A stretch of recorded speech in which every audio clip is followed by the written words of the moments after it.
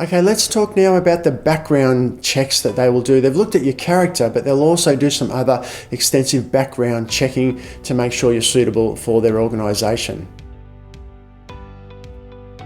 Okay, some background checking will involve looking at your medical history. Now, this is a pretty big one for some applicants. If you have some type of medical situation that requires medication, they will be all over that and want to know exactly what the condition is, what medication's being taken, how much and for how long, who's monitoring that for you.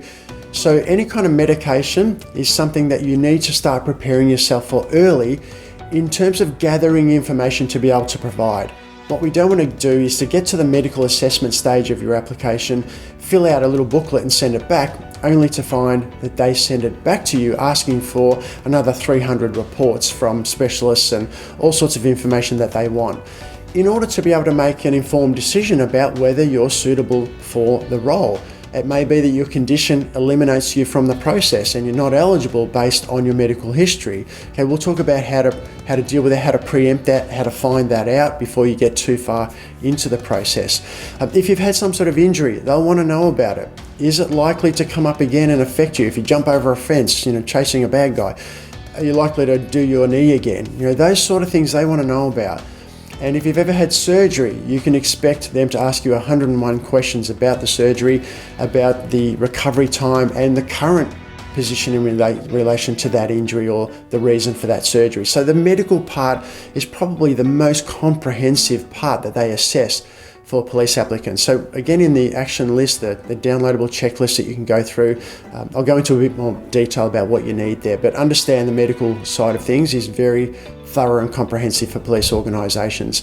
Psychological history, we'll move on to that topic. For some applicants, if you've had mental health issues in the past, again, it doesn't mean that you're automatically cancelled from the process, but they'll want to know all about it. Okay, that's really what this background stuff is all about. We want to know all about that. And when they say all about it, they really mean all about it. So start gathering information to be able to provide when the time comes. Psychological history could also include things like just getting some counselling. Maybe there's some relationship challenges and you've sought counselling to help you through that. Maybe you've had some type of grief that you've had to deal with, the loss of a loved one or similar, where you've sought counselling to help you with that. These are positive things. You should be seeking professional advice, but they'll want to know all about it. So heads up on that, you need to be well prepared. Now, bankruptcy is something that a lot of applicants don't really even realise is an issue. If you have been bankrupt in the past, they'll want to know all about it. If you're still currently in that bankruptcy period, then you won't be eligible to apply. Okay, so it's something you need to be aware of. Check with your state or territory. Things can change in the process, of course. They may increase the time frame. They may reduce different time frames on different topics, but bankruptcy is going to be an issue if that affects you. Unpaid fines. A lot of applicants have fines they haven't bothered to pay yet. Pay them. Pay them quickly and get rid of them. If you're on some sort of payment plan, get rid of it. Pay it out and get rid of it as quickly as you can. A lot of states and territories won't allow you to apply if you still have unpaid fines in the system. So any fines, get rid of them quickly. It will affect your application. Any legal proceedings, obviously if it's something police related where you might have been charged with an offence, nothing's going to go forward until that's resolved. But it could be that you're just a witness to an incident. Now that's different, of course, but they will want to know, again, all about that. What's going on with that? Why were you involved? How were you involved? They'll look at all the police records to understand, again, from their point of view, how you're involved.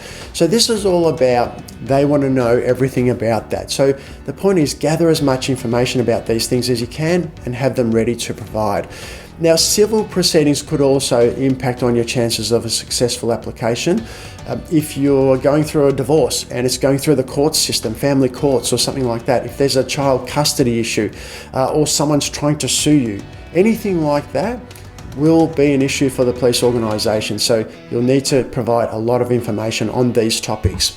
All right, employment history, there's probably no surprise they'll want to know about your employment history. Now this sort of links to, I'm only 18 or 19, am I going to be able to apply? Yes, you can apply, but employment history could be an issue for you. Now, in regards to employment, what they're looking for is a role or a position where you're interacting with the public.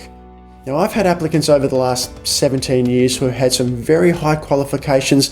I mean, they're brainiacs in very specific areas, in forensics and all sorts of stuff, and they've got a wall full of certificates, but they spend their time, I don't know, in a Bunsen burner or something, and they're not interacting with other people, they're not dealing with the public, they don't take phone calls or any face-to-face inquiries. And their work history, their employment history, often doesn't carry as much weight as someone who's 22 years of age and has been traveling around Europe for the last 3 years, working in bars and restaurants and cafes, and interacting with people, dealing with the public, because it's exactly those skills that you're going to need to be a good police officer.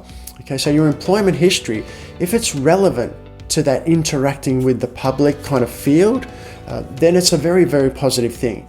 But either way, whatever it is for you, they're going to be looking for that employment history. Now, just a quick side note, volunteering is not considered employment history, but it's certainly considered a very positive thing for an applicant to do, because it shows a character of someone who's prepared to give something up for nothing other than to help other people. So a little bit of a side issue, but it's not considered employment history, and that's something that I'm asked fairly regularly. I'm volunteering, is that employment? Well, if you're not being paid for it, no, it's not employment.